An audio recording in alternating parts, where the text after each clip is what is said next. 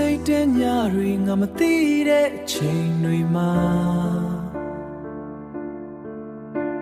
အမေမအိပ်ဖဲဆူတောင်းနေခဲ့တယ်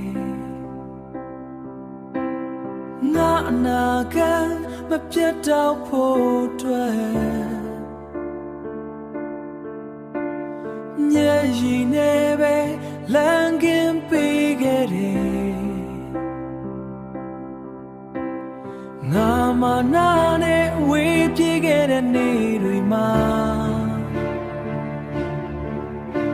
မိတိတ်တိတ်လေးပဲ